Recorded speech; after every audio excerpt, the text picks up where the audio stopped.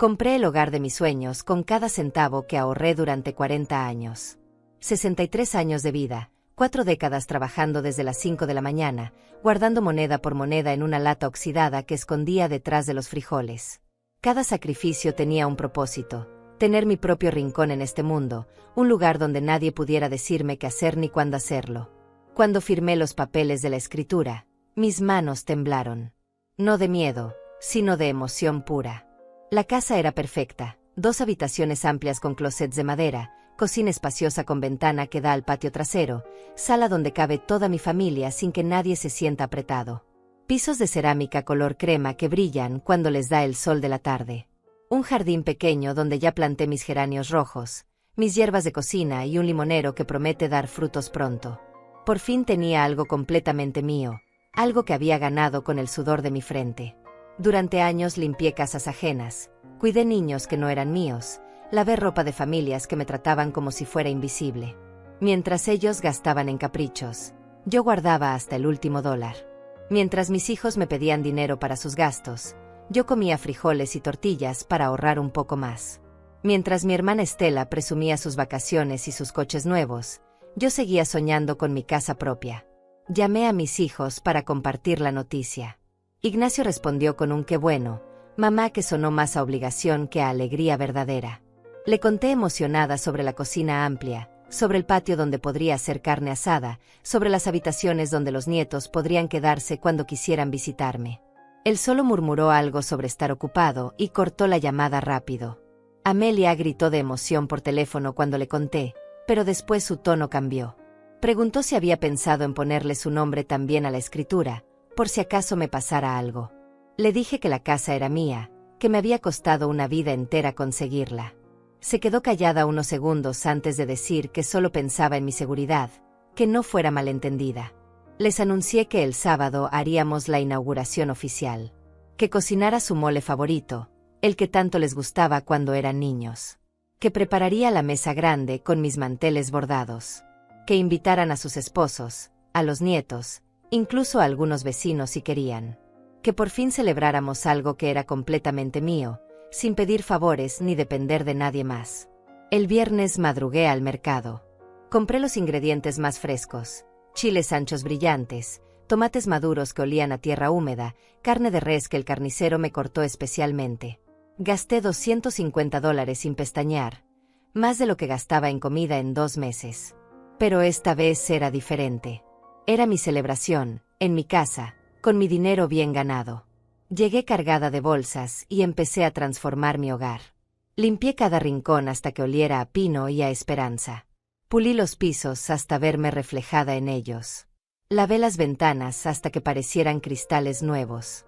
Acomodé mis muebles pensando en dónde se sentaría cada uno de mis hijos, dónde jugarían los nietos. Cociné desde el amanecer del sábado. Los tamales quedaron perfectos, con la masa esponjosa que tanto trabajo me costó aprender. El pozole burbujeaba en la olla más grande, llenando la cocina con ese aroma que siempre reunía a mi familia. Preparé 3 tipos de salsa: la verde que le gusta a Ignacio, la roja que prefiere Amelia, y la de chile chipotle para los que se atreven con el picante. El flan de vainilla se enfriaba en el refrigerador, dorado y brillante como lo hacía mi madre. La mesa quedó como para una revista. Extendí mi mantel bordado, el que había guardado durante años esperando la ocasión perfecta. Puse mis platos buenos, los de porcelana blanca con flores doradas que compré cuando me casé y que solo sacaba para Navidad. Los vasos de cristal brillaban bajo la luz del comedor. En el centro coloqué un arreglo de claveles blancos y rosas que compré en la florería del pueblo. Me arreglé con especial cuidado. El vestido café que guardaba para ocasiones importantes me quedaba perfecto. Me peiné hacia atrás. Me puse los aretes de perlas que me regaló mi difunto esposo en nuestro 20º aniversario. Un poco de labial rosa, nada exagerado. En el espejo me vi diferente. No era la mujer cansada que siempre estaba corriendo de un trabajo a otro, sino la dueña orgullosa de su propio hogar. Una mujer que había logrado algo extraordinario. A las 3 de la tarde ya estaba todo listo. La casa brillaba, la comida estaba caliente y perfecta. Yo estaba radiante de felicidad. Me senté en mi nueva sala a esperar a mi familia. Escuchaba cada ruido de la calle, el ladrido de los perros, el motor de los carros que pasaban, esperando reconocer el sonido del carro de Ignacio o las voces alegres de los nietos corriendo hacia mi puerta. Las 4 llegaron sin señales de vida. Revisé mi teléfono por 10ª vez. Ningún mensaje, ninguna llamada perdida. Tal vez estaban en camino y el tráfico estaba pesado. Tal vez se habían detenido a comprar algo para la celebración. Mantuve la comida caliente, revolví el pozole para que no se pegara, acomodé los tamales en la vaporera. Las 5 de la tarde. Los tamales empezaron a perder su consistencia perfecta. El pozole formó una capita grasosa en la superficie. Marqué a Ignacio, fue directo al buzón de voz. Su teléfono estaba apagado o no tenía señal. Marqué a Amelia, sonó varias veces antes de ir al buzón. Mandé mensajes al grupo familiar preguntando si venían en camino, si necesitaban la dirección exacta, si había algún problema. A las 6:30, cuando ya había perdido toda esperanza, sonó mi teléfono. Era Amelia, pero algo estaba raro. No me había marcado a propósito. Había sido una llamada accidental. Su voz se escuchaba lejana, como si el teléfono estuviera en su bolsa. Hablaba animadamente con alguien sobre una fiesta increíble, una casa enorme como un palacio, una piscina que parecía de hotel de lujo. Reía con esa risa genuina que hacía años no escuchaba cuando hablaba conmigo. Colgué antes de que se diera cuenta del error y me quedé con el teléfono en la mano, sintiendo como si me hubieran dado una cachetada invisible. 10 minutos después empezaron a llegar las fotos al grupo familiar de WhatsApp. Mi hermana Estela había comprado una hacienda enorme en las afueras de la ciudad, con jardines que parecían de película y una piscina que brillaba bajo el sol del atardecer. Ahí estaban todos, mis hijos, mis nueras, mis nietos, todos brindando con copas elegantes y sonriendo como si fuera la celebración del siglo. Estela aparecía en el centro de cada foto, con los brazos abiertos como si fuera la anfitriona perfecta, la hermana exitosa, la que siempre tuvo todo lo que yo soñé tener. Los nietos chapoteaban felices en esa piscina enorme, sus risas casi se escuchaban a través de las imágenes. Ignacio y Amelia alzaban copas de champán, vestidos elegantemente, como si hubieran planeado esta celebración durante semanas. La última foto me partió el alma en pedazos. Toda mi familia reunida en el jardín de mi hermana, abrazados en una foto grupal perfecta. Todos estaban ahí, todos sonreían, todos parecían completamente felices. Era la imagen perfecta de una familia unida, próspera, celebrando juntos un momento especial. Todos estaban ahí. Todos menos yo. Apagué el teléfono y me quedé sentada en mi sala silenciosa, rodeada de comida que nadie iba a comer, flores que nadie iba a admirar, y una mesa puesta para una celebración que se había convertido en la humillación más grande de mi vida. Por primera vez en mis 63 años, entendí realmente lo que significa estar completamente sola en el mundo, invisible hasta para las personas que más amaba. Durante 40 años mi vida fue un calendario de sacrificios marcado con tinta roja. Cada día comenzaba a las 5 de la mañana, cuando el mundo todavía dormía, y terminaba cerca de la medianoche, cuando por fin podía descansar estos huesos cansados.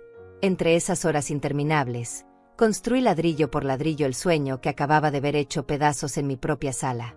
Mi primer trabajo fue en casa de la familia Morales, una mansión blanca con jardines que parecían salidos de una revista. Tenía 18 años y acababa de casarme con Roberto. La señora Morales me enseñó a limpiar sus pisos de mármol con productos especiales que costaban más que mi sueldo semanal. Aprendí a planchar sus vestidos de seda sin dejar una sola arruga, a servir sus cenas elegantes cuando recibían visitas importantes. Trabajaba allí 6 días a la semana por $80 al mes. Con ese dinero pagaba el cuarto que rentábamos Roberto y yo, compraba comida para toda la semana y guardaba $5 en mi lata secreta. $5 que se sentían como una fortuna cuando los ponía junto a los otros que había ahorrado el mes anterior. Cuando nació Ignacio, seguí trabajando con el cargado en la espalda. La señora Morales me dejaba cambiarlo en el cuarto de servicio, pero no podía amamantarlo durante sus horas de trabajo.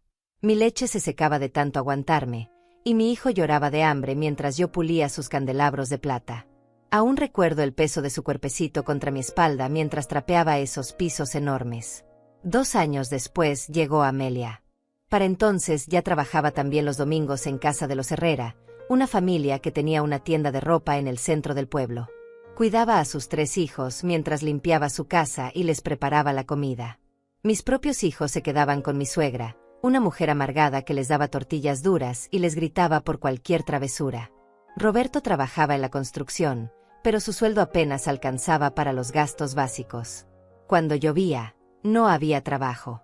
Cuando se lastimaba la espalda cargando materiales pesados, se quedaba en casa varios días sin ganar un centavo. El dinero de mis trabajos se volvió indispensable para sobrevivir, pero yo seguía guardando esos $5 sagrados cada mes. Los sábados llevaba a mis hijos conmigo a las casas donde trabajaba. Ignacio y Amelia se sentaban en una esquina del jardín mientras yo regaba las plantas o barría las hojas secas. Les daba galletas saladas y agua en vasitos de plástico, y ellos jugaban con piedritas o dibujaban en el suelo con palitos. Mis patrones toleraban su presencia porque yo trabajaba más barato que las otras empleadas domésticas. Cuando Ignacio cumplió 8 años, necesitaba zapatos nuevos para la escuela. Los que tenía estaban rotos, con agujeros que dejaban entrar el agua cuando llovía. Fui a la zapatería del pueblo y vi unos perfectos, negros, resistentes, con suela gruesa que duraría todo el año escolar. Costaban $40. Saqué el dinero de mi lata y se los compré, viendo cómo mis ahorros de 8 meses desaparecían en una tarde. Amelia necesitaba un vestido para su primera comunión. Las otras niñas de su clase tenían vestidos blancos preciosos, con encajes y perlas cosidas a mano. No quería que mi hija se sintiera menos que las demás. Trabajé horas extra durante 3 meses, limpiando oficinas por las noches después de terminar en las casas. Cuando tuve los $120 necesarios, fuimos juntas a elegir el vestido más bonito de la tienda. Mi hermana Estela tomó un camino diferente. Se casó con Mauricio León, un hombre que tenía un negocio de repuestos para carros y una casa heredada de sus padres. Mientras yo fregaba pisos ajenos, ella decoraba su sala con muebles nuevos. Mientras yo guardaba centavos, ella se compraba ropa de marca y se hacía peinados elegantes en el salón de belleza. En las reuniones familiares, Estela siempre llegaba con bolsas de regalos para todos. Juguetes caros para mis hijos, perfumes franceses para las tías, botellas de whisky importado para los hombres. Yo llegaba con gelatinas caseras o un pastel que había horneado con ingredientes baratos. Mis hijos corrían hacia ella gritando «Tía Estela» con una emoción que raramente mostraban conmigo. Ernestina trabaja mucho, decían los familiares cuando preguntaban por qué siempre parecía cansada, porque mis manos estaban agrietadas, porque mi ropa era siempre la misma. Pero nunca decían «Ernestina está construyendo algo». Para ellos, yo solo era la hermana pobre, la que había tenido mala suerte, la que nunca iba a salir adelante. Roberto murió cuando Ignacio tenía 15 años y Amelia 13. Un infarto fulminante mientras cargaba sacos de cemento bajo el sol de agosto. No teníamos seguro médico, no teníamos ahorros suficientes para el funeral. Pedí prestado $500 a un usurero del pueblo que me cobró intereses que parecían mordidas de tiburón. Me quedé sola con 2 adolescentes y una deuda que crecía cada mes. Conseguí un tercer trabajo limpiando una clínica dental por las madrugadas. Llegaba a las 4 de la mañana, limpiaba consultorios y baños antes de que llegara el primer paciente, y salía corriendo para llegar a casa de los Morales a las 7. Mis hijos crecieron viendo migajas de mí. Los desayunos rápidos antes de salir corriendo al trabajo, las cenas tardías cuando regresaba agotada, los fines de semana que pasaba durmiendo para recuperar fuerzas para la siguiente semana. Ignacio aprendió a hacer sus propias tareas. Amelia aprendió a peinarse sola para la escuela. Cuando cumplieron 18 años, ambos se fueron de casa. Ignacio consiguió trabajo en una fábrica y rentó un departamento con unos amigos. Amelia se casó con Alejandro Rivas, un muchacho que la trataba bien y tenía un trabajo estable en el banco. De repente, la casa se quedó vacía y yo seguía trabajando por pura costumbre. Pero también seguía ahorrando. Sin los gastos de mis hijos, podía guardar más dinero cada mes. $30, después 50, después 100 cuando conseguí trabajos mejor pagados. La lata se llenó, la cambié por una caja de metal más grande, después por una cuenta de banco que abría religiosamente cada sábado para depositar mis ahorros. Mis hijos formaron sus propias familias, tuvieron sus propios hijos. Yo me convertí en la abuela que llegaba con dulces baratos y abrazos gratuitos. Cuidaba a los nietos cuando ellos salían, les cocinaba cuando estaban enfermos, les prestaba dinero cuando tenían apuros financieros. Siempre decían «te lo devolvemos la próxima semana», pero esa semana nunca llegaba. Estela, mientras tanto, Prosperaba como la espuma. Mauricio expandió su negocio, compraron una casa más grande, cambiaban de coche cada 2 años. Sus hijos estudiaron en universidades privadas, se graduaron con títulos que sonaban importantes, consiguieron trabajos en oficinas con aire acondicionado y sueldos que yo no podía ni imaginar. En cada reunión familiar, la diferencia se hacía más evidente. Estela hablaba de sus viajes a Europa, de sus inversiones en bienes raíces, de los colegios caros donde estudiaban sus nietos. Yo hablaba del aumento de sueldo de $5 que me habían dado después de 3 años en el mismo trabajo, de la bicicleta usada que le había comprado a uno de mis nietos. Pero yo tenía un secreto que nadie conocía. En mi cuenta de banco, centavo por centavo, se acumulaba la fortuna más preciosa del mundo, mi independencia. Cada billete arrugado que depositaba era un ladrillo más en la construcción de mi libertad. Cada sacrificio era una inversión en el día en que ya no dependería de nadie. 40 años después, ese día había llegado. Había comprado mi casa con dinero limpio, ganado con estas manos que conocían cada tipo de mugre y cada marca de detergente. Era mía, completamente mía, sin deber un centavo a nadie. Pero ahí estaba, sentada en mi sala perfecta, rodeada de comida fría y flores marchitas, entendiendo que había construido mi sueño sobre una ilusión. Había creído que mi familia me amaría más cuando tuviera algo que ofrecerles. En cambio, habían preferido celebrar el éxito de alguien que nunca se había manchado las manos por ellos. El martes, después de la humillación más grande de mi vida, desperté con una sensación extraña en el pecho. No era tristeza ni coraje, era algo que no había sentido en décadas, esperanza pura. Me levanté de la cama y caminé descalza por mi casa, tocando las paredes como si fuera la primera vez que las viera. Estas paredes eran mías. Este piso era mío. Esta ventana que dejaba entrar la luz dorada de la mañana era completamente mía. Durante 3 días no contesté las llamadas de mis hijos. Ignacio me marcó el domingo por la noche, probablemente sintiéndose culpable, pero yo estaba ocupada reorganizando mi vida.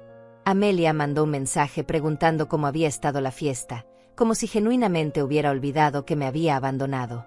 Los dejé esperando mientras decidía qué iba a hacer con mi nueva libertad. Porque eso era lo que tenía ahora. Libertad. Por primera vez en 40 años, no tenía que preocuparme por ahorrar cada centavo para una meta distante. Ya había llegado a la meta.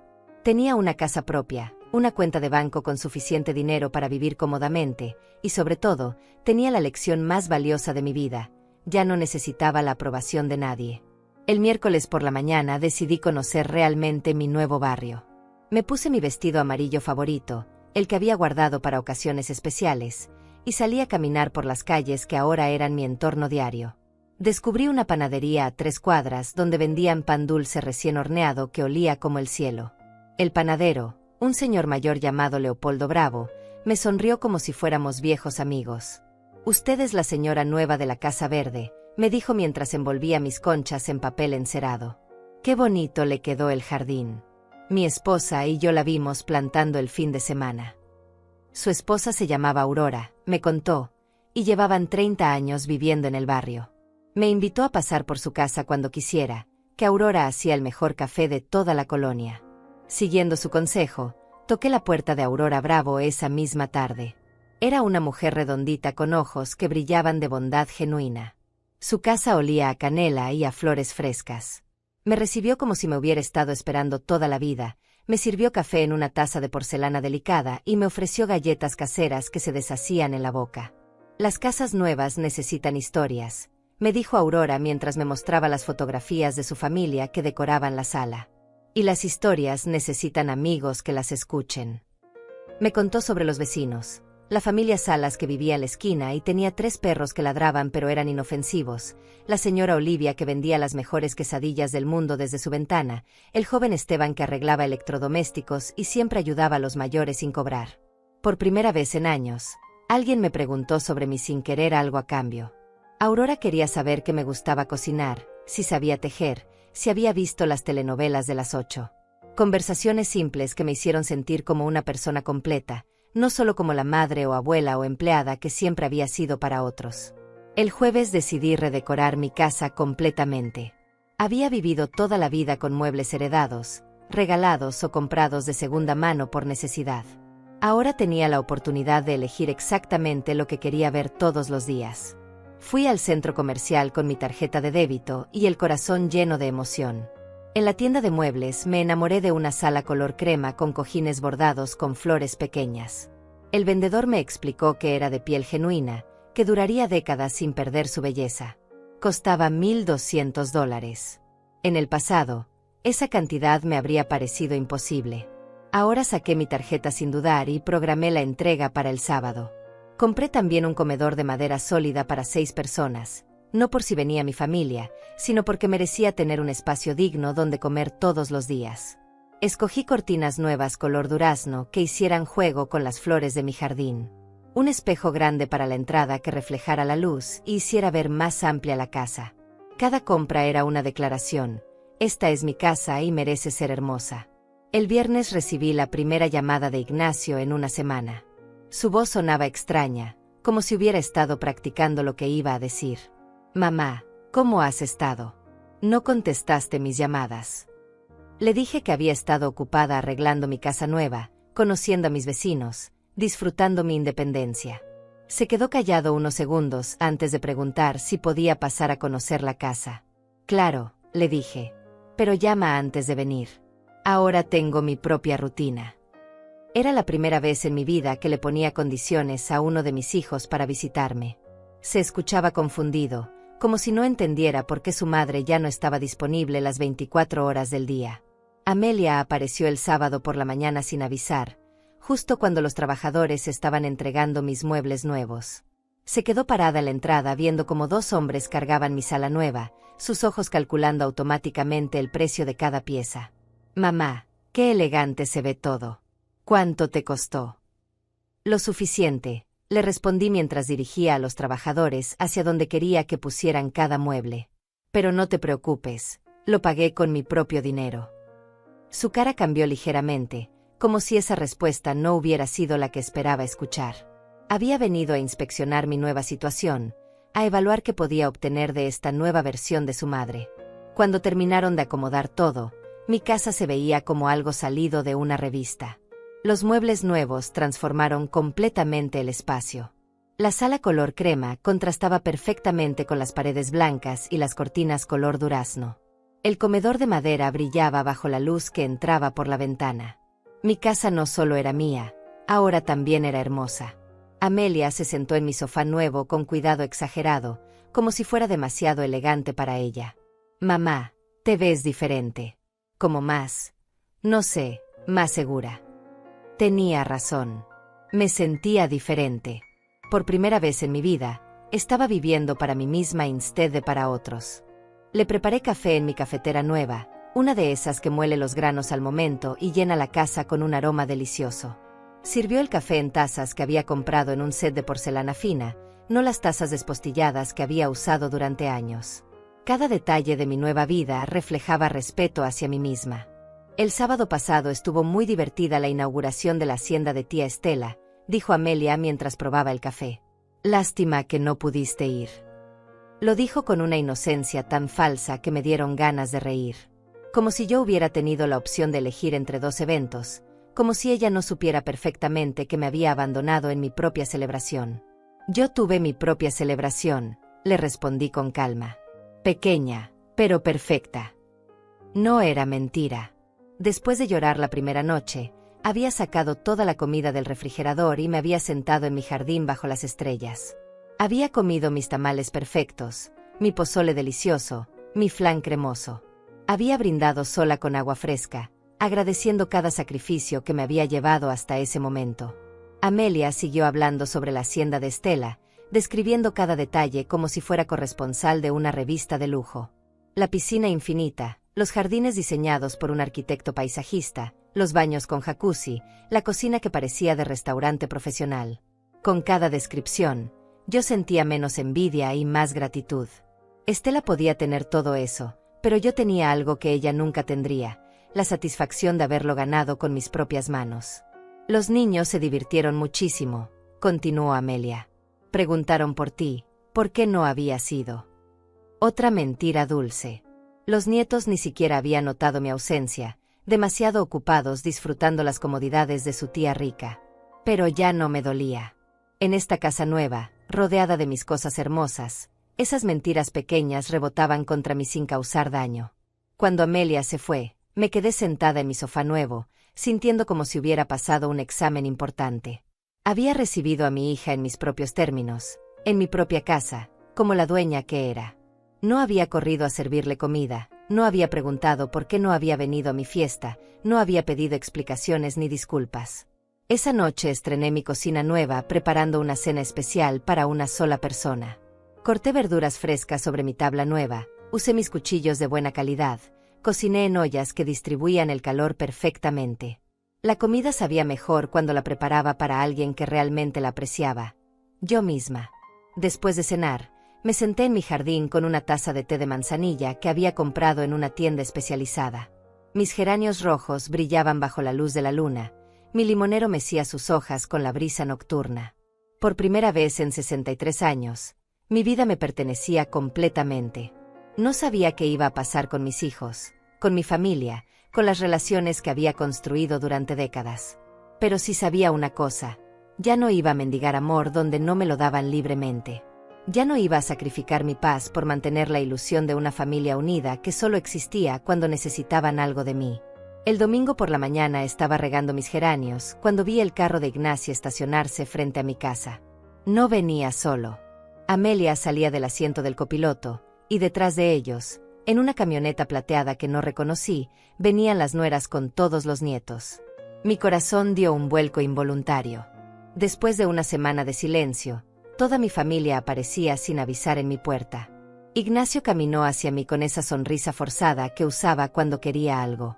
«Mamá, qué bonito te queda el jardín. Pensamos que podríamos pasar el domingo contigo, conocer tu casa nueva». Detrás de él, Amelia asentía con entusiasmo exagerado, como si la idea hubiera sido completamente espontánea. Los nietos corrieron hacia mí gritando «abuela» con esa energía que solo tienen los niños. Isabella, la mayor, tenía 8 años y siempre había sido mi favorita secreta. Diego y Sofía, los gemelos de 6 años, me abrazaron las piernas como si no me hubieran visto en meses. El pequeño Mateo, de 4 años, se escondió detrás de su madre como siempre hacía cuando llegaba a lugares nuevos. «Claro que pueden pasar», les dije, secando mis manos en la toalla que cargaba. «Pero no tengo comida preparada para todos». No sabía que venían. Era mentira a medias. Siempre tenía algo en el refrigerador, siempre estaba preparada para alimentar a mi familia sin aviso. Pero esta vez quería que supieran que las cosas habían cambiado. Entramos todos a la casa y vi las caras de asombro cuando vieron mis muebles nuevos. Catarina, la esposa de Ignacio, se quedó especialmente impresionada con mi sala color crema. «Señora Ernestina, qué elegante se ve todo. Parece casa de revista». Su tono tenía esa mezcla de admiración y envidia que conocía bien. Rosaura, la esposa de Amelia, se dirigió directamente al comedor nuevo y pasó sus dedos por la madera pulida. «Esta mesa debe haber costado una fortuna. ¿De dónde sacó dinero para todo esto?». Su pregunta fue directa, sin disimulo, como si tuviera derecho a conocer mis finanzas personales. «Del trabajo de toda mi vida», respondí con calma. 40 años ahorrando centavo por centavo me dieron para comprar lo que quería. No era una respuesta que esperaban. Estaban acostumbrados a la Ernestina que se disculpaba por no tener suficiente, que explicaba por qué no podía comprar cosas bonitas. Los nietos se dispersaron por la casa como exploradores en territorio desconocido. Isabella tocaba todo con cuidado, impresionada por la suavidad de los cojines nuevos. Los gemelos corrieron al jardín y empezaron a jugar entre las plantas. Mateo se quedó pegado a mi lado, mirando todo con ojos enormes. «Mamá, ¿por qué no nos dijiste que ibas a comprar muebles nuevos?», preguntó Ignacio. «Podríamos haber venido a ayudarte a escoger, conseguirte mejores precios». Ahí estaba la primera señal. Mi hijo mayor pensaba que todavía tenía voz y voto en mis decisiones, que mi dinero era asunto de consulta familiar. «No necesitaba ayuda», le dije mientras preparaba agua fresca para todos. «Sé exactamente lo que me gusta y lo que puedo pagar». Vertí el agua en vasos de vidrio nuevos que había comprado en un set elegante. Cada vaso costaba $5, pero me gustaba cómo se sentían pesados y sólidos en mis manos. Amelia estaba examinando mis cortinas nuevas, calculando mentalmente su precio. Debe haber sido caro redecorar toda la casa de una vez. Espero que no hayas gastado todos tus ahorros. Su preocupación sonaba genuina, pero conocía a mi hija. Estaba evaluando cuánto dinero me quedaba, cuánto podría estar disponible para futuras emergencias familiares. Gasté exactamente lo que quería gastar, respondí. Y me sobra suficiente para vivir cómodamente. Era cierto. Después de 40 años de privaciones, había aprendido a calcular bien. Tenía suficiente dinero ahorrado para vivir el resto de mi vida sin preocupaciones, incluso después de comprar la casa y los muebles. Catarina se acercó a la cocina donde yo estaba preparando algo rápido para almorzar. Señora Ernestina, su refrigerador nuevo es hermoso. Debe enfriar muy bien. Se quedó mirando todos los electrodomésticos que había comprado, la licuadora de alta potencia, la cafetera automática, el horno de convección que cocinaba más rápido y uniformemente. Todo funciona perfectamente, le dije mientras sacaba ingredientes para hacer quesadillas rápidas. Es increíble cómo los aparatos buenos hacen más fácil la vida. Era una indirecta sutil. Durante años había cocinado para mi familia con aparatos viejos y descompuestos, esperando que alguien se ofreciera a ayudarme a cambiarlos. Rosaura se unió a la conversación en la cocina. Con todo este gasto, espero que haya sido inteligente con sus inversiones. Una casa así requiere mantenimiento constante. Su comentario me molestó más que los otros. Como si una mujer de mi edad no pudiera tomar decisiones financieras inteligentes sin supervisión masculina. He mantenido casas ajenas durante 40 años, le respondí con firmeza. Creo que puedo manejar la mía propia. Puse las quesadillas en el comal nuevo, que distribuía el calor perfectamente y doraba todo de manera uniforme.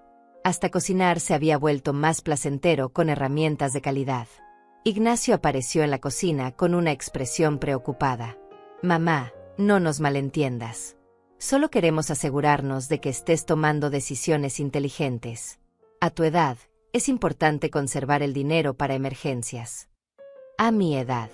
Como si los 63 años me hubieran convertido automáticamente en una persona incapaz de manejar mi propia vida. A mi edad, repetí lentamente, tengo más experiencia manejando dinero que ustedes dos juntos. He estirado cada dólar hasta que gritara, he convertido sobras en banquetes, he hecho milagros con presupuestos imposibles. Creo que puedo permitirme unos muebles bonitos.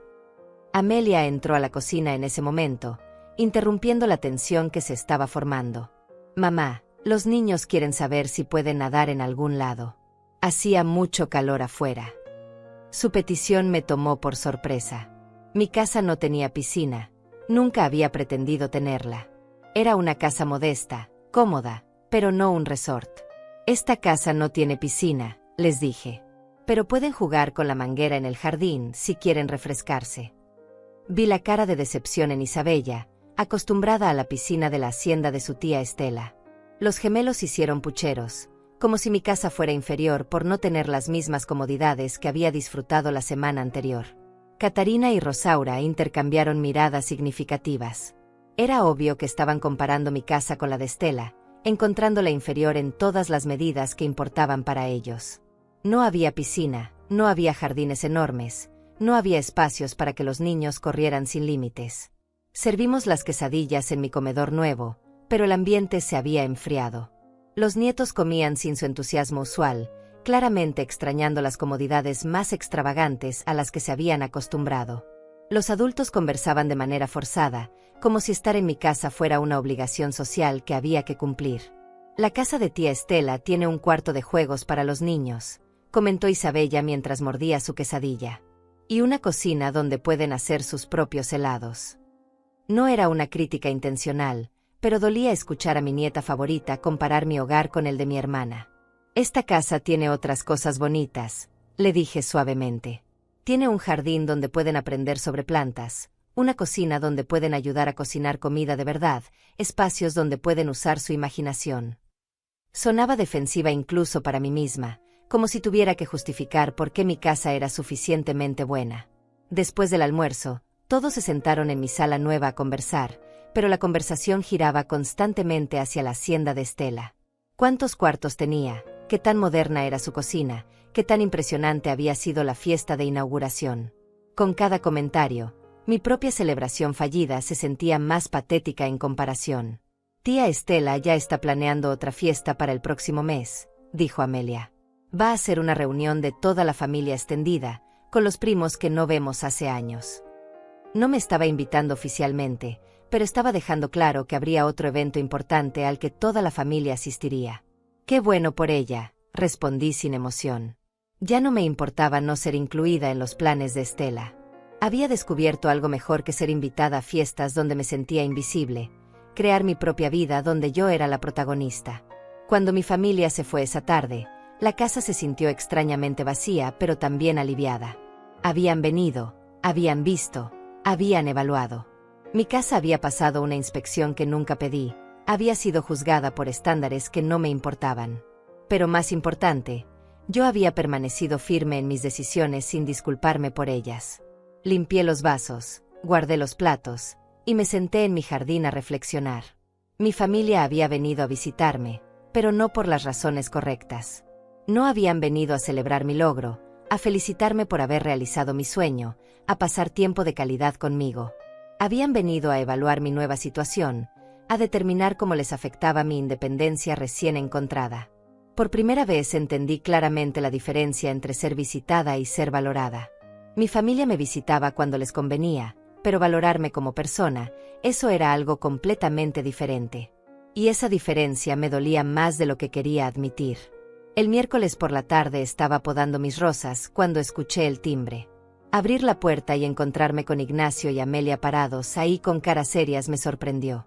No habían avisado que venían, y algo en su postura me hizo saber inmediatamente que esta visita no era social.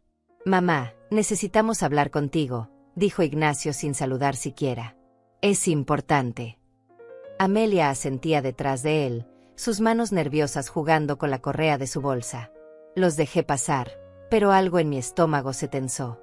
Cuando mis hijos llegaban sin avisar con caras graves, siempre significaba problemas.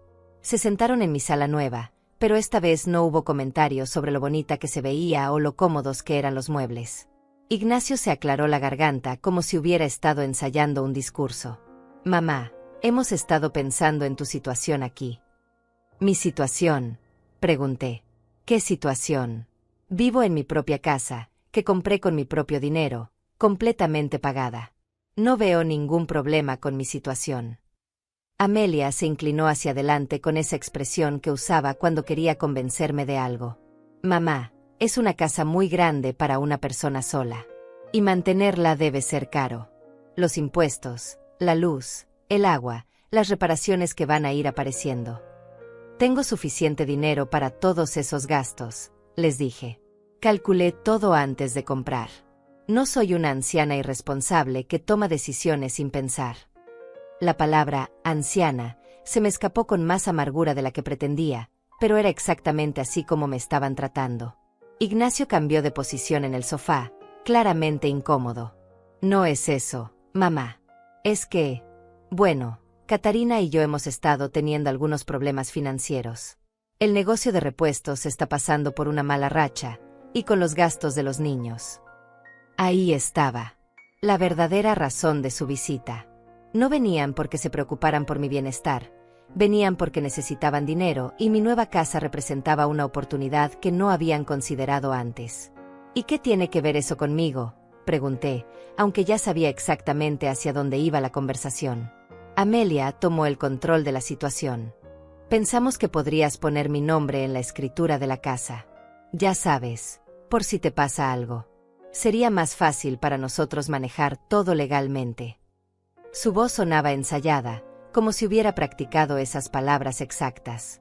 «Y mientras tanto», continuó Ignacio, «podrías prestarnos tu dirección para algunos trámites del negocio. Necesitamos una dirección en esta zona para ciertos proveedores. No sería nada permanente». Me quedé callada por un momento largo, procesando lo que acababa de escuchar. Mis hijos querían que pusiera el nombre de Amelia en la escritura de mi casa y que prestara mi dirección para los negocios de Ignacio. En otras palabras, querían convertir mi hogar en una extensión de sus propias necesidades financieras. «No», dije simplemente. Los dos se quedaron como si hubiera hablado en otro idioma. Claramente no esperaban esa respuesta. Durante 40 años, mi respuesta automática a sus peticiones había sido sí, claro o voy a ver qué puedo hacer. La palabra no sin explicaciones adicionales los tomó completamente desprevenidos. ¿No qué?, preguntó Amelia con una risa nerviosa. ¿No a cuál parte? No a todo, respondí con calma.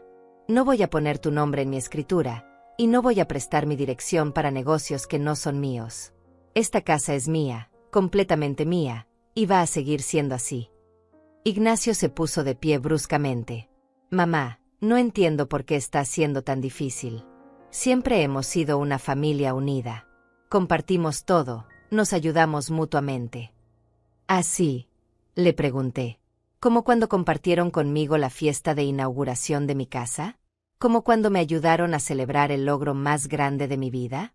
Porque recuerdo claramente haber estado completamente sola esa noche. Amelia se sonrojó. Mamá, ya te explicamos lo de la fiesta de tía Estela.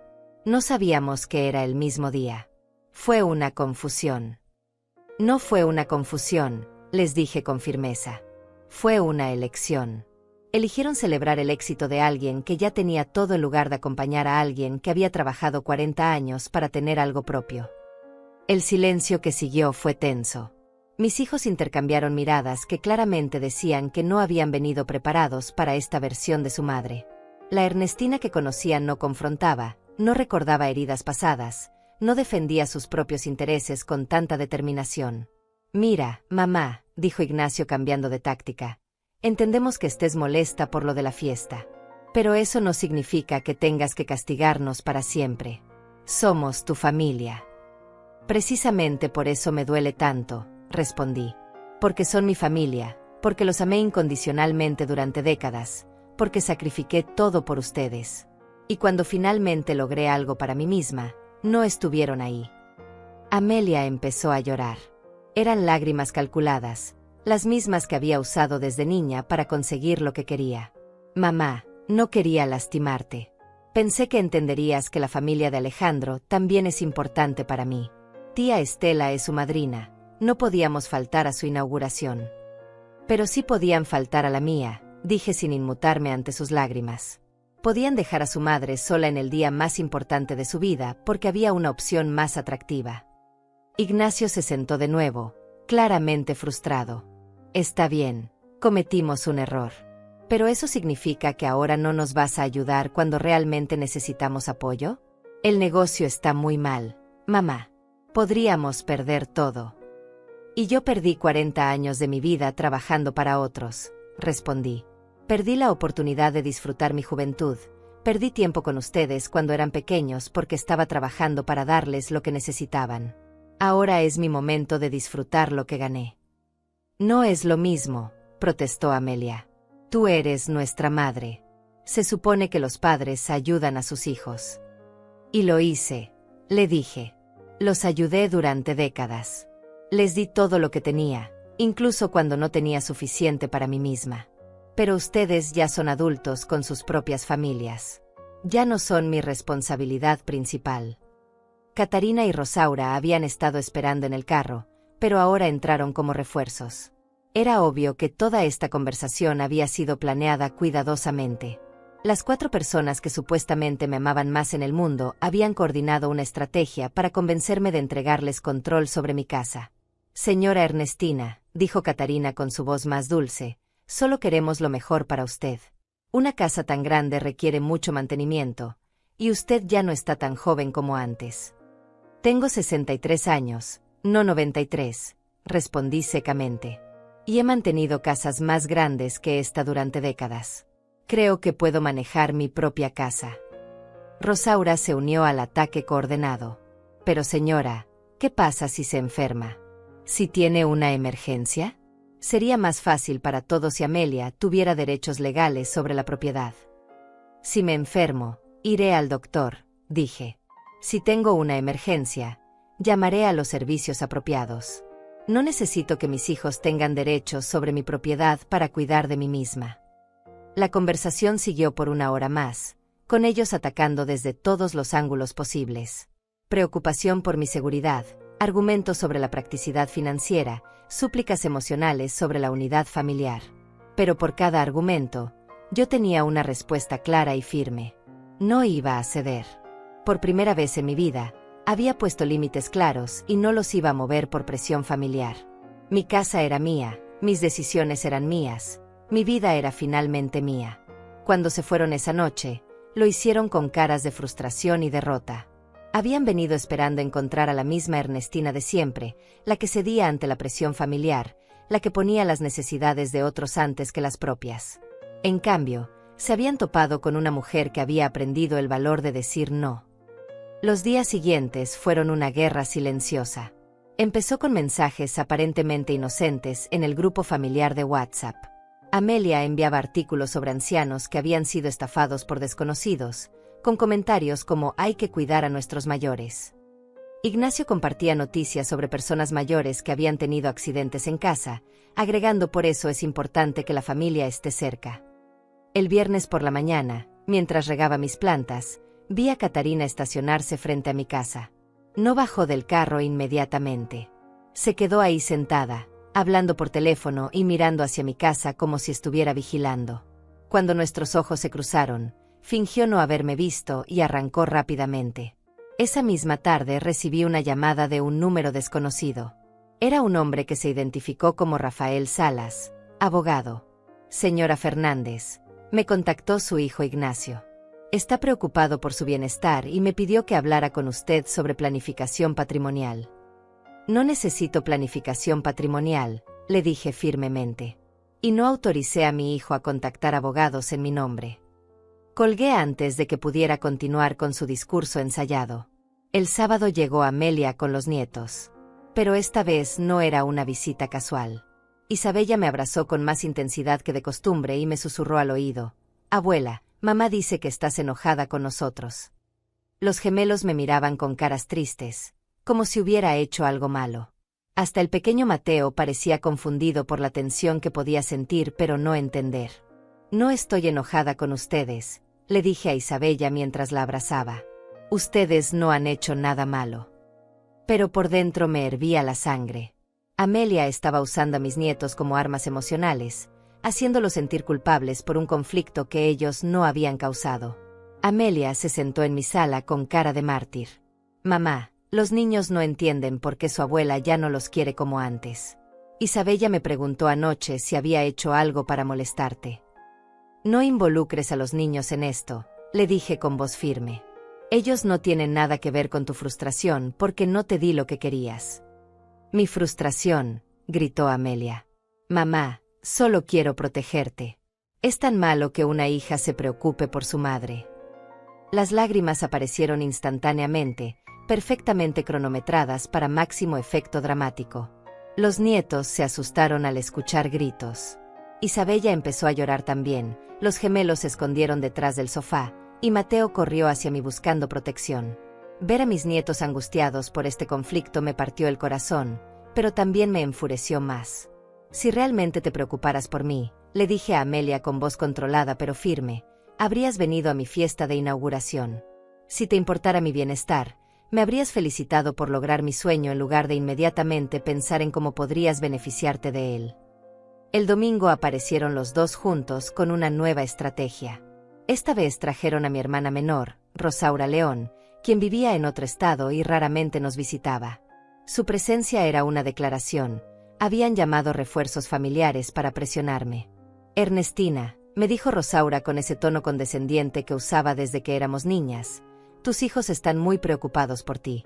Dicen que has estado actuando muy raro desde que compraste esta casa». «¿Raro cómo?», pregunté. «Porque por primera vez en mi vida estoy viviendo para mí misma en lugar de para otros». «Raro como egoísta», dijo sin rodeos. «Siempre fuiste la más generosa de la familia, la que siempre ayudaba a todos. Ahora parece que el dinero te cambió». Esa acusación me dolió más de lo que quería admitir. Durante décadas me había enorgullecido de ser la hermana que siempre estaba disponible, la que prestaba dinero sin preguntar cuándo se lo devolverían, la que cuidaba a sobrinos enfermos y llevaba comida a familiares en problemas. «El dinero no me cambió», respondí. «Me enseñó mi valor». Me enseñó que también merezco cuidado y respeto, no solo ser la que siempre da sin recibir. Ignacio aprovechó la presencia de Rosaura para intensificar su presión. Mira, mamá, toda la familia está preocupada. No es normal que una mujer de tu edad tome decisiones tan drásticas sin consultar a nadie. ¿Decisiones drásticas como comprar una casa con mi propio dinero?, pregunté. ¿Cómo decorarla con muebles que me gustan? ¿Cómo negarme a poner el nombre de otras personas en mi escritura? Esas son las decisiones drásticas que los preocupan. Rosaura se acercó y me tomó de las manos como hacía cuando éramos niñas, y ella quería convencerme de hacer algo. Hermana, nadie dice que no tengas derecho a tu casa. Solo queremos asegurarnos de que estés protegida.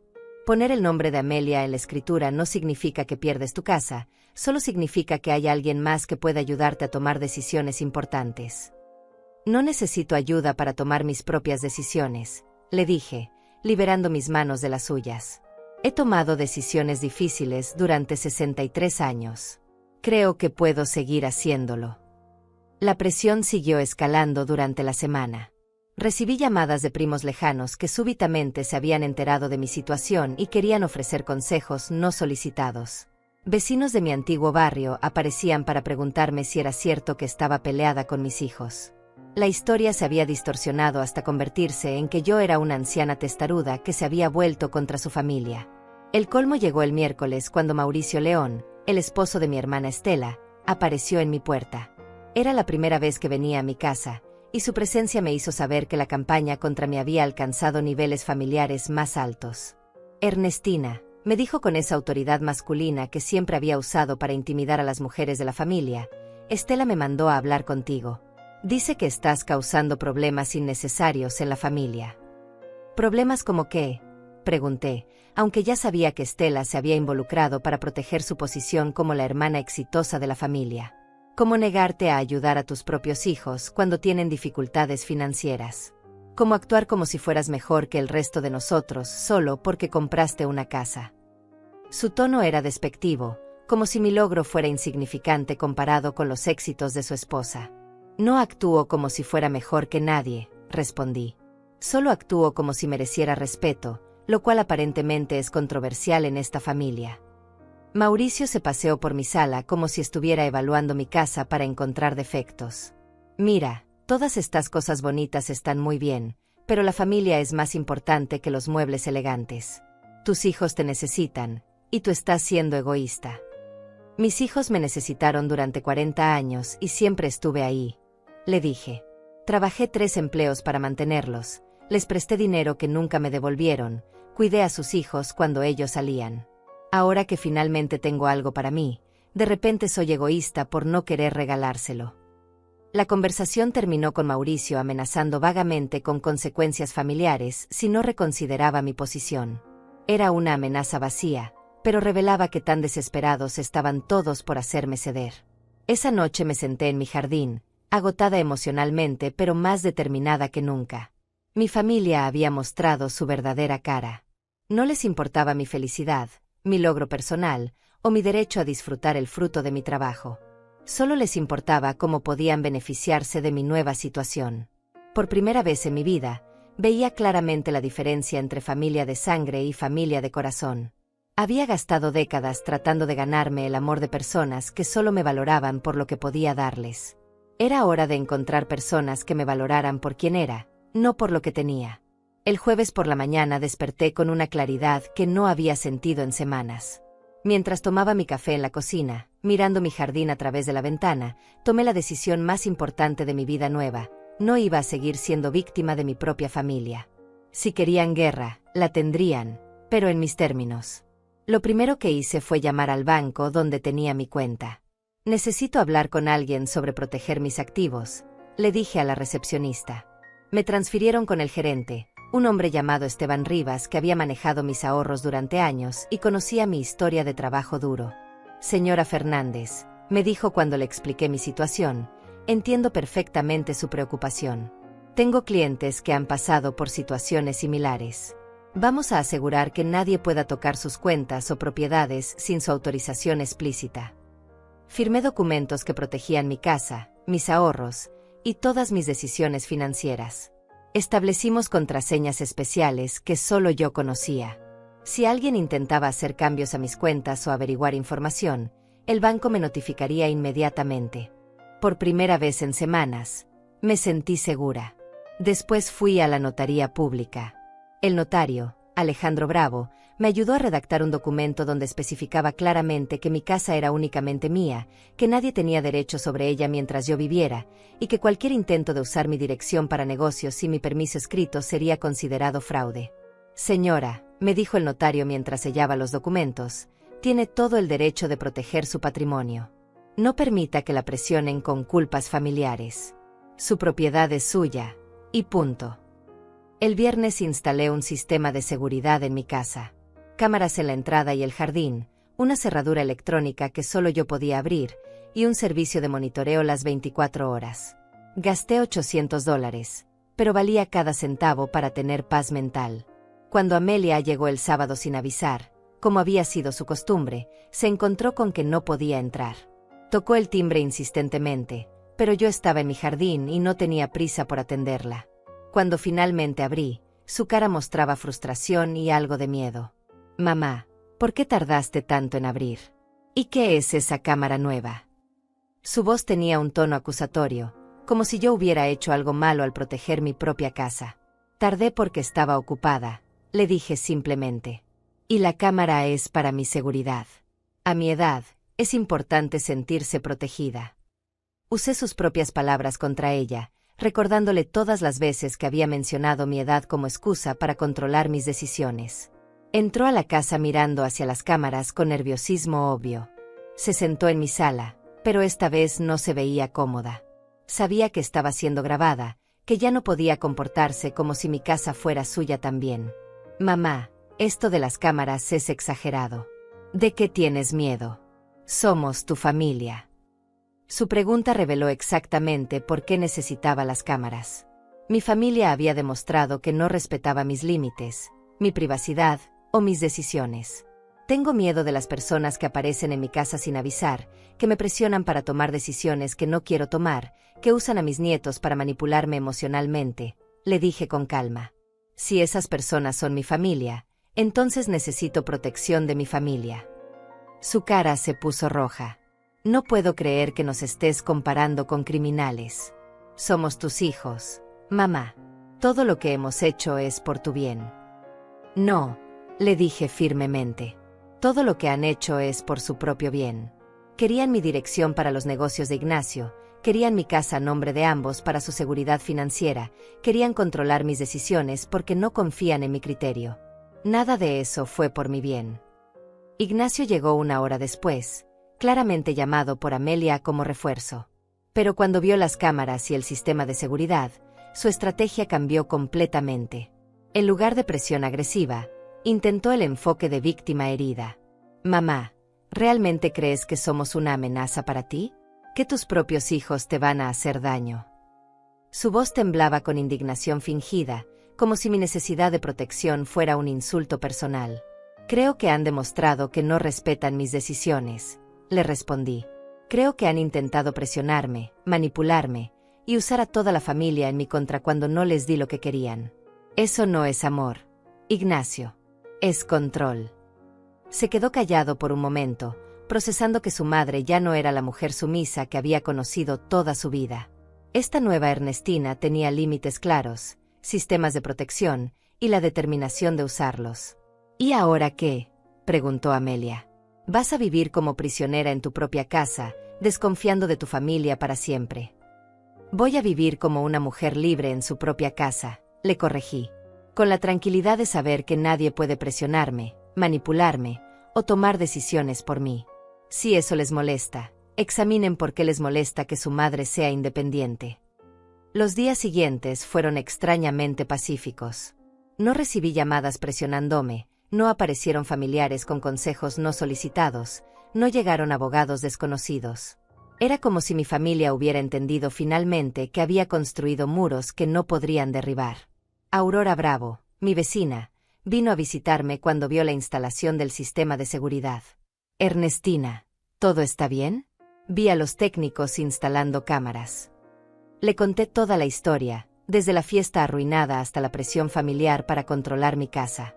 Aurora escuchó sin juzgar, asintiendo comprensivamente en los momentos apropiados. «Hiciste lo correcto», me dijo cuando terminé de contarle todo. «La familia que realmente te ama respeta tus decisiones, no trata de controlarlas». Mi hermana pasó por algo similar cuando enviudó. Los hijos querían que vendiera su casa y se mudara con ellos, pero ella se negó. Tardaron 2 años en aceptarlo, pero ahora la respetan más. Sus palabras me dieron esperanza. Tal vez mi familia eventualmente entendería que una Ernestina independiente era mejor que una Ernestina resentida. Tal vez aprenderían a amarme por quien era, no por lo que podía darles. Esa noche, mientras revisaba las grabaciones de mis cámaras nuevas, me di cuenta de algo importante. Durante toda la semana, nadie había venido a visitarme solo para pasar tiempo conmigo. Todas las visitas habían sido intentos de cambiar mi mente, presionarme o hacerme sentir culpable. En 63 años de vida, esta era la primera vez que tenía verdadero control sobre quién entraba a mi espacio personal. Era la primera vez que podía decir no sin miedo a las consecuencias. Era la primera vez que me sentía verdaderamente dueña de mi propia vida. Las cámaras no solo protegían mi casa, protegían mi derecho a la paz, a la privacidad y a tomar mis propias decisiones sin presión externa. Por $800 había comprado algo que no tenía precio: mi libertad completa. Me fui a dormir esa noche sabiendo que había ganado la guerra más importante de mi vida. No la guerra contra mi familia, sino la guerra por mi propia dignidad. Había aprendido que decir no me hacía una mala madre, me hacía una mujer que se respetaba a sí misma. Y por primera vez en décadas, eso era suficiente. Las siguientes 2 semanas fueron las más silenciosas de mi vida adulta. Ningún hijo llamando para pedir favores, ninguna nuera apareciendo con emergencias inventadas, ningún familiar lejano contactándome con consejos que no había pedido. Al principio, el silencio me preocupó. Después, empecé a disfrutarlo. Finalmente, me di cuenta de que era exactamente lo que necesitaba. Fue Aurora quien me alertó sobre las primeras señales extrañas. «Ernestina, ayer vi a una mujer joven tomando fotos de tu casa», me dijo mientras tomábamos café en su cocina el martes por la mañana. Tenía una tableta y anotaba cosas. Cuando me acerqué a preguntarle qué hacía, se fue corriendo. Esa tarde revisé las grabaciones de mis cámaras y ahí estaba, una mujer que no reconocí, vestida profesionalmente, tomando fotos detalladas de mi fachada, mi jardín, incluso de las placas con el número de mi casa. Había estado ahí durante 20 minutos, documentando todo meticulosamente. El miércoles recibí una llamada extraña de la compañía de luz. «Señora Fernández, recibimos una solicitud para cambiar la titularidad de su servicio eléctrico. Usted autorizó este cambio». Mi sangre se heló. No había autorizado ningún cambio. Alguien había intentado poner el servicio eléctrico de mi casa a su nombre. «¿Quién hizo la solicitud?», pregunté, aunque ya sospechaba la respuesta. «Una señora Amelia Fernández. Dice ser su hija y que usted le pidió que manejara sus servicios públicos por motivos de salud». La mentira era tan descarada que me dejó sin palabras por un momento. «Mi hija no tiene mi autorización para hacer ningún cambio en mis servicios», les dije firmemente. «Y estoy perfectamente sana y capaz de manejar mis propios asuntos. Por favor, cancelen esa solicitud y pongan una nota en mi archivo de que solo yo puedo autorizar cambios». Llamé inmediatamente al banco. «Señor Rivas, necesito saber si alguien ha intentado acceder a información sobre mis cuentas». Su respuesta me confirmó mis peores sospechas. Durante la semana pasada habían recibido 3 llamadas de personas que se identificaron como mis hijos, pidiendo información sobre mis saldos y movimientos. «Por supuesto que no les dimos ninguna información», me aseguró. «Pero es preocupante que lo hayan intentado». También recibimos una visita de una mujer que dijo ser su representante legal, pero no tenía documentos válidos. Era una campaña coordinada. Mi familia había decidido que si no podían convencerme por las buenas, intentarían tomar control de mis bienes por otros medios.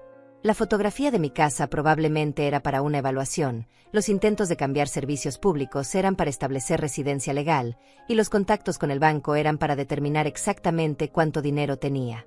El jueves instalé cerraduras adicionales y contraté a un abogado especializado en protección patrimonial. Leopoldo Salas era un hombre mayor que había visto casos similares durante su carrera. Señora Fernández, lo que está pasando es más común de lo que imagina. Familias que intentan tomar control de los bienes de parientes mayores usando tácticas cuasi ilegales. Firmamos documentos que hacían imposible cualquier cambio a mis propiedades o cuentas sin mi presencia física y múltiples formas de identificación. Establecimos un sistema donde cualquier intento de acceso no autorizado activaría alertas inmediatas a las autoridades correspondientes. Si realmente intentan algo más drástico, me explicó el abogado, como falsificar documentos o inventar emergencias médicas para justificar tutela, tendremos evidencia clara de sus intenciones. Esto los protegerá a ellos también, porque los detendrá antes de que cometan algo que tenga consecuencias legales serias. El viernes por la mañana, mi sistema de seguridad detectó movimiento unusual durante la madrugada. Revisé las grabaciones y vi algo que me heló la sangre. Ignacio había estado en mi jardín a las 3 de la mañana, probando las ventanas y puertas, buscando maneras de entrar sin activar el sistema principal. No había entrado a la casa, pero el hecho de que hubiera intentado acceso no autorizado durante la madrugada me mostró que tan desesperados se habían vuelto. Ya no se trataba de presión familiar normal, era acoso sistemático. Llamé a la policía para reportar el incidente.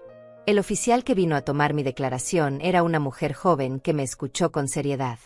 Señora, aunque sea su hijo, no tiene derecho a estar en su propiedad sin permiso, especialmente no en la madrugada probando entradas. Podemos hablar con él para que entienda que esto constituye invasión de propiedad. No quiero que arresten a mi hijo, le dije. Solo quiero que entienda que hay límites legales que no puede cruzar, sin importar nuestro parentesco. El sábado recibí la visita que había estado esperando. Ignacio y Amelia llegaron juntos, acompañados por una mujer que se presentó como trabajadora social del condado. Era obvio que habían reportado algún tipo de emergencia o preocupación sobre mi bienestar mental para justificar una evaluación oficial. Señora Fernández, me dijo la trabajadora social, recibimos un reporte de que podría estar en una situación de vulnerabilidad. Sus hijos están preocupados por algunos cambios en su comportamiento y toma de decisiones. Le mostré mi casa impecablemente limpia y organizada, mis documentos financieros en orden, mis medicamentos claramente etiquetados y actualizados. Le expliqué calmadamente la situación familiar, incluyendo la evidencia de los intentos de acceso no autorizado a mis servicios y propiedades. Señora, me dijo después de una evaluación de 2 horas, usted está obviamente en pleno control de sus facultades mentales y físicas. Su casa está en excelentes condiciones, sus finanzas están bien manejadas, y entiende completamente las consecuencias de sus decisiones. No hay base para ningún tipo de intervención. Mis hijos se quedaron devastados. Su última carta había sido jugar la carta de la incompetencia mental, y había fallado completamente. La trabajadora social incluso les dio una advertencia sobre hacer reportes falsos a servicios sociales.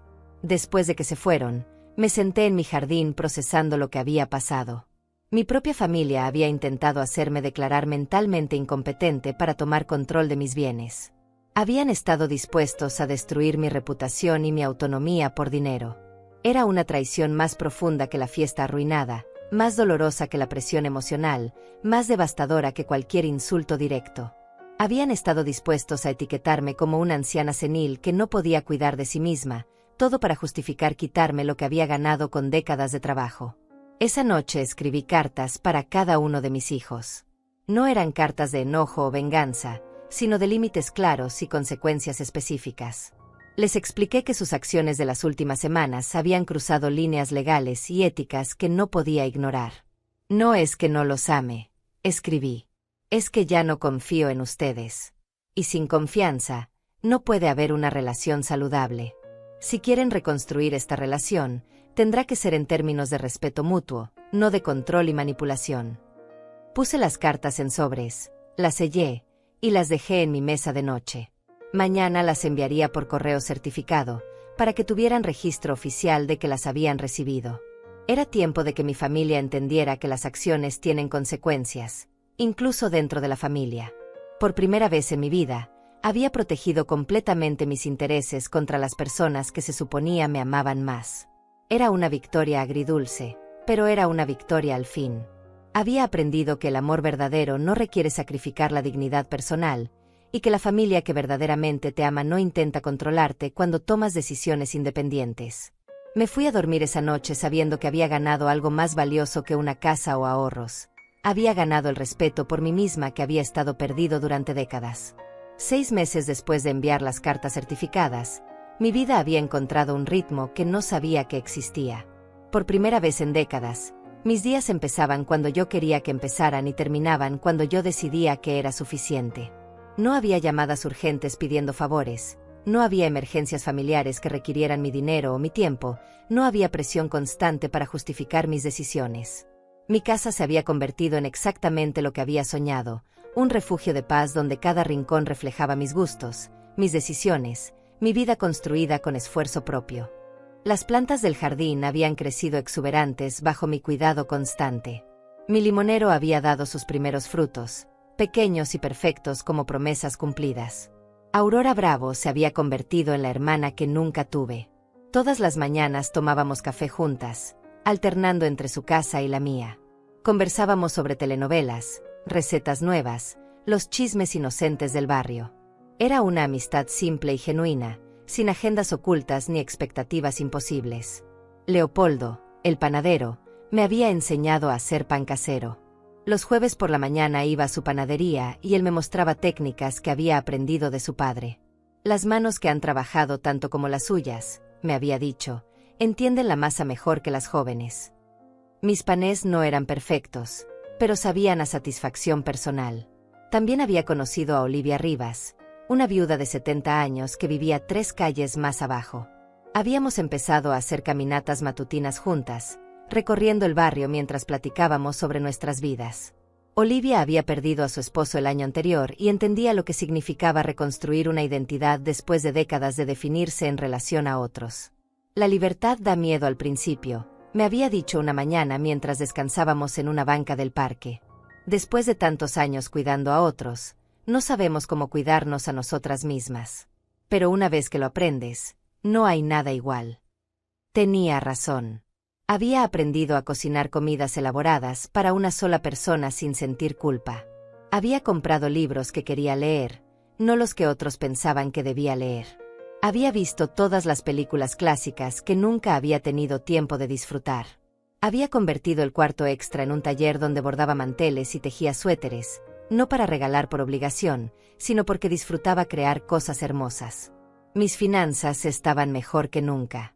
Sin familiares pidiendo préstamos que nunca se devolvían, sin emergencias constantes que drenaran mis ahorros, había podido establecer un presupuesto que incluía pequeños lujos que me hacía feliz. Flores frescas cada semana, café de calidad, ingredientes para experimentos culinarios, libros nuevos cuando quería leerlos. Había establecido también una rutina de donaciones que me daba propósito sin comprometerme emocionalmente. Cada mes donaba $50 al asilo local, donde ayudaba a ancianos que verdaderamente necesitaban apoyo. Era diferente dar por elección que dar por presión familiar. Estos ancianos me agradecían genuinamente, sin esperar que les diera más de lo que podía ofrecer. El cambio más significativo había sido interno. Después de décadas de ansiedad constante sobre el dinero, el futuro y las necesidades de otros, había encontrado una calma que no sabía que era posible. Dormía toda la noche sin despertarme preocupada por algún familiar en problemas. Comía mis alimentos sin calcular cuánto me costaban. Compraba ropa nueva cuando la necesitaba, no cuando la anterior estaba completamente deshecha.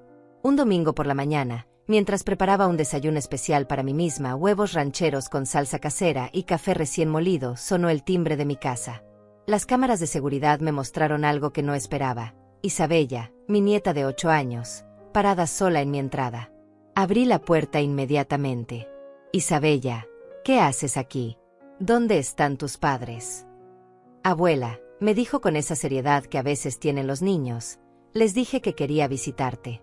Papá me trajo, pero se quedó en el carro porque dice que todavía están enojados contigo. Miré hacia la calle y vi el carro de Ignacio estacionado a cierta distancia. Él me saludó con la mano tímidamente, pero no se acercó. Era obvio que Isabella había insistido en esta visita y él había accedido como compromiso.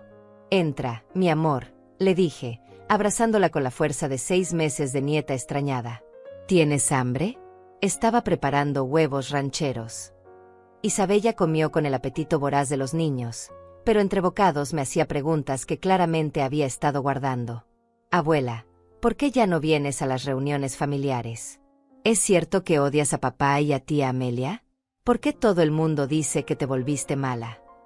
Sus preguntas me partieron el corazón, pero también me dieron la oportunidad de hablar con honestidad apropiada para su edad. Isabella, yo no odio a tu papá ni a tu tía. Los amo muchísimo. Pero a veces, cuando las personas adultas no se ponen de acuerdo sobre cosas importantes, necesitan tiempos separados para pensar. Como cuando Diego y Sofía pelean y mamá los manda a cuartos diferentes, preguntó con esa lógica infantil que a veces es más clara que la adulta. Exactamente como eso, le respondí. A veces los adultos también necesitamos tiempo en cuartos diferentes para calmarnos y pensar mejor. Me contó sobre la escuela, sobre sus amigas, sobre un libro que estaba leyendo. Conversamos como nunca habíamos podido conversar en reuniones familiares caóticas, donde siempre había otros niños demandando atención o adultos interrumpiendo con sus propios dramas. Cuando terminó de comer, Isabella exploró mi casa nueva con curiosidad genuina. Tocó mis plantas, examinó mis libros nuevos, se acostó en mi sofá color crema para sentir qué tan suave era. Tu casa huele diferente que antes, abuela. Huele como... tranquila. Su observación me hizo sonreír. Los niños perciben cosas que los adultos ignoran. Mi casa sí olía diferente, olía a paz, a decisiones propias, a vida vivida según mis propios términos. Después de 2 horas, Isabella me abrazó muy fuerte antes de irse. Abuela, ¿puedo venir a visitarte otra vez? Sin todos los demás, solo yo. Por supuesto que puedes, le dije. Pero tiene que ser con permiso de tus papás, ¿ok? No quiero que te metas en problemas por visitarme. Después de que se fue, me senté en mi jardín reflexionando sobre la visita. Isabella representaba lo que había perdido en este proceso, el amor incondicional de mis nietos. Pero también representaba una esperanza. Tal vez, con tiempo, podría reconstruir relaciones individuales basadas en respeto mutuo. Esa noche llamé a Ignacio. Fue la primera vez que iniciaba contacto con alguno de mis hijos desde que envié las cartas certificadas. Ignacio, quiero agradecerte por traer a Isabella. Sé que no fue fácil para ti. Su voz sonaba cansada, mayor. Mamá, ella no ha dejado de preguntar por ti desde todo lo que pasó. No sabía qué decirle. Dile la verdad apropiada para su edad, le sugerí. Que los adultos a veces tienen desacuerdos, pero eso no significa que dejan de amarse. Y que puede visitarme cuando quiera, con tu permiso. Hubo un silencio largo antes de que hablara de nuevo. Mamá, nosotros, cometimos errores. Grandes errores. No sabíamos cómo manejar que fueras tan independiente de repente. No me volví independiente de repente, le corregí suavemente. Siempre fui independiente. Lo que cambió es que dejé de esconderlo para hacer que ustedes se sintieran cómodos. Acordamos que Isabella podría visitarme los domingos por la tarde, si ella quería. Era un paso pequeño, pero significativo. No era una reconciliación completa, pero era un reconocimiento de que las relaciones familiares podían existir sin control mutuo. 1 año después de comprar mi casa, organicé una fiesta de aniversario. No para mi familia biológica, sino para mi familia elegida. Aurora y Leopoldo, Olivia, mis vecinos que se habían convertido en amigos verdaderos, Isabella cuando venía de visita. La mesa estaba puesta para 8 personas, no 12. La comida era la que yo quería servir, preparada con ingredientes que yo había elegido, en una casa que reflejaba completamente mis gustos. Las conversaciones eran alegres, sin tensiones ocultas o agendas secretas. Durante la cena, Aurora alzó su copa de agua fresca. Por Ernestina, dijo, que nos enseñó que nunca es demasiado tarde para empezar a vivir para una misma. Todos brindaron, incluyendo Isabella, que había venido con permiso especial de sus padres. En ese momento, rodeada de personas que me valoraban por quien era y no por lo que podía darles, entendí que había logrado algo más importante que comprar una casa. Había comprado mi libertad. Había comprado mi dignidad. Había comprado el derecho a ser amada sin condiciones imposibles. A los 64 años, finalmente había aprendido que la familia verdadera no es la que te manipula hasta que cedes, sino la que te respeta cuando te mantienes firme. No es la que te ama por lo que tienes, sino la que te ama por quien eres. Mi casa no era solo un hogar, era la prueba física de que una mujer puede reconstruir su vida completamente, sin importar la edad, sin importar cuántas décadas haya vivido para otros. Era la evidencia de que el amor propio no es egoísmo, es supervivencia. Y en mi jardín, donde mis rosas rojas florecían cada primavera y mi limonero daba frutos dulces cada temporada, había encontrado finalmente lo que había buscado durante 63 años. Un lugar en el mundo que era completamente, absolutamente, inquebrantablemente mío.